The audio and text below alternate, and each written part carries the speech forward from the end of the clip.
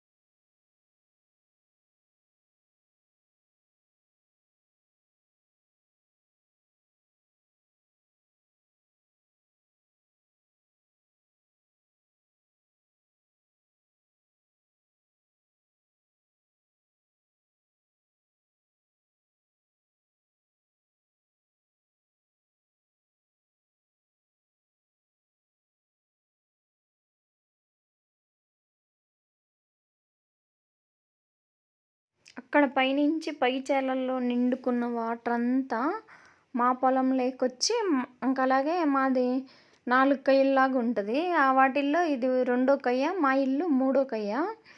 ఇక్కడికి వచ్చేసినాయి అనమాట. వాటర్ అంతా డౌన్గా స్టెప్ బై స్టెప్ ఉంటుంది. ఇక్కడ ఒకేలాగా ఉండదు. ఒకే భూమి అంతా మనకిల్లు ఉన్నట్టు సమాంతరంగా అయితే ఉండదు. కొంచెం ఒక్కొక్కటి ఎక్కువ, ఒకటి తక్కువ అలా ఉంటుంది అనమాట. ఇక్కడైతే మాది పై పొలం కంటే ఇది 3rd స్టెప్ అనమాట. ఇక్కడికి వచ్చిన ఈ వాటర్ అన్నీ మళ్ళీ ఈ వాటర్ అంతా కిందికి వెళ్ళలేకపోతుంది. ఇంకైతే అప్పటి వరకు మన ఇల్లు అడ్డు ఉంది కాబట్టి ఇంకన్నీ ఇటు పక్క నుంచి మళ్ళీ కొన్ని వాటర్ అంతా కాంపౌండ్ నుంచి పక్కకి అయితే ఇక్కడైతే మేము వర్షం నీళ్ళతోటే అన్ని పనులు చేస్తున్నాం. ఇక్కడైతే కుండీలు పెట్టుకున్నా కదా, వాటిల్లో ఉండే మొక్కలు అయితే కుళ్ళిపోయి ఇంకా అసలు వర్షం ఇంకా విపరీతమైన వర్షం జూన్లో స్టార్ట్ అయింది. ఇప్పుడు జూలైలోకి వచ్చినాం కదా. చెప్పినా కదా ఇక్కడ ముంగారు మల అని వర్షాలు జూన్లో స్టార్ట్ అయితే ఇంకా ఆగస్టు వరకు వదలదు. 3 months ఇంకా కంటిన్యూ పడతానే ఉంటుంది. ఇక్కడంతా ఇంకా బండి తిరిగింది.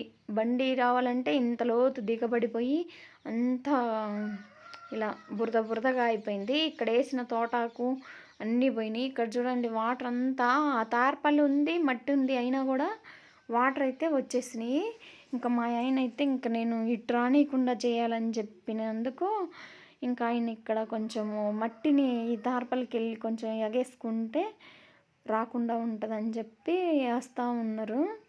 ఇంకా ఆయన చాలాసేపు 1 hour అలా పనిచేసారు. అక్కడైతే ఫుల్ మట్టి అంతా కొంచెం తీసి ఇంక ఇటు రాకుండా ఇక్కడ చూడండి ఎన్ని వాటర్ అన్నీ మా ఇంటికే లోపలికి వస్తున్నాయి. చూడండి ఇంటి లోపల ఇదైతే ఇలా వస్తున్నాయి అనమాట.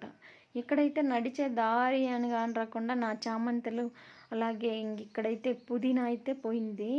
పుదీనా చూడండి ఇంకెక్కడ బతికిద్ది పాపం, అది బతకం అంటే కొత్తగా నాటినా కదా అన్ని మొక్కలు అయితే నేను, అందువల్ల ఇంక అన్నీ ఆల్మోస్ట్ ఇంకా మునిగిపోతున్నాయి చూడండి వాటర్లో.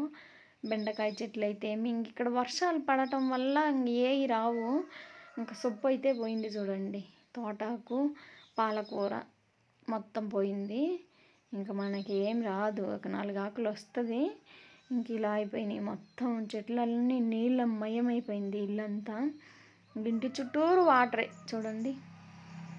అందుకోసం ఈయన పాపం కొంచెం 1 hour టైం పట్టింది. ఇక్కడ ఉండే అన్నీ తీసి మట్టి అంతా ఎగేసి ఇంటికి వెళ్ళి నీళ్ళు రాకుండా చేయాలని చాలా ట్రై చేసిండు.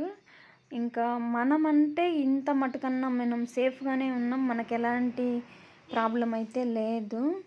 కానీ పాపం కొంతమందికి వరదలు వచ్చి ఇల్లులే కొట్టుకొని పోయి ఇల్లులు వాళ్ళ జీవనాధారాలన్నీ పోతూ ఉంటాయి. పొలాలన్నీ వేసిన పంటలన్నీ నష్టాలు వస్తుంటాయి. వరి మడులు అయితే ఇంకా ఫుల్ నిండిపోయినాయి అనమాట. వరి ఉండే ప్లేస్లో అయితే ఇంకా ఏమొస్తాయో తెలియదు, అలా అయిపోద్ది. అలాగే పంట నష్టాలు ఈ వరదల వల్ల అతివృష్టి అనావృష్టి అని వర్షాలు ఎక్కువ పడితే ఇలా అతివృష్టి అయిపోతుంది చూడండి. నేల అంతా ఇంకా మనం ఇక్కడ ఏమైనా ఉంటే ఏమొస్తాయి చెప్పండి? ఇంతలో నీళ్ళల్లో అన్నీ కూలిపోవడం తప్పితే ఇంకేమీ బతకవు కదా మనకి. మేము నడిచే దారిలో చూడండి ఎన్ని నీళ్ళున్నాయో. ఈ నీళ్ళల్లోనే నడవాలి మేము. ఇక్కడి నుంచే బండి పోవాలి రావాలి. మేము రోడ్లోకి రావాలన్నా పోవాలన్నా ఆ నీళ్ళ మడుగులోనే రావాలి.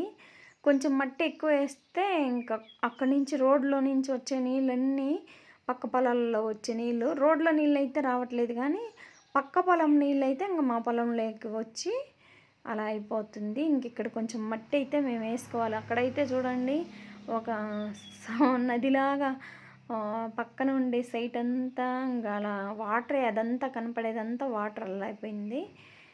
ఇక్కడైతే ఇంకా వర్షం పడుతూనే ఉంది. నేనైతే గొడుగేసుకొని మీకు చూపించాలని వీడియో అయితే తీస్తున్నా. ప్లీజ్ సబ్స్క్రైబ్ చేసుకోండి. రమ టాక్స్ ఇన్ కర్ణాటక అని. కర్ణాటకలో అయితే వర్షాలు తరిగే లేదు.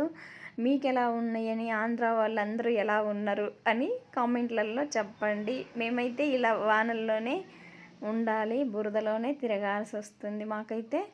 ఇంకా మేమైనా నయం, పాపం చాలామంది ఎంతో ఇల్లు లేక ఇల్లులు కూడా పోయి వాళ్ళకి తినటానికి ఆహారం దొరకదు, మంచినీళ్ళు ఉండవు, కరెంట్ ఉండదు. మాకు కూడా కరెంట్ లేక మేమైతే వర్షం నీళ్ళు పట్టుకొని వాడుకుంటున్నాము డ్రమ్ములలో. వర్షం నీళ్ళతోటే ఒక 4 days నుంచి మేము వర్షం నీళ్ళతోటే యూజ్ చేస్తున్నాం. తాగటానికి మాత్రం తెస్తున్నాం. ఇంక ఈ పూల చెట్లు అన్నీ పోతున్నాయని నాకు చాలా బాధగా ఉన్నాయి. పోవు, కొంచెం ఒక 2 రోజులు ఎండ వచ్చిందంటే చాలు. ఇక్కడైతే ఇంక మళ్ళీ మొత్తం డ్రై అయిపోద్ది. ఈ వర్షాల వల్ల ఎవరికి ఏమైద్దో తెలియదు కానీ రైతులకు మాత్రం చాలా కష్టం, నష్టం అన్నీ వస్తాయి. ఎందుకంటే రైతుకి వర్షం కావాలి, కానీ ఇలా ఎక్కువ వస్తే రైతులు వేసే పంటలన్నీ నష్టాలు అవుతాయి. ఏం చేయలేము, అన్నిటినీ భరించి బతకాలి. Thanks for watching this video. Please subscribe చేయండి Rama talks in Karnataka. Thank you for watching this video.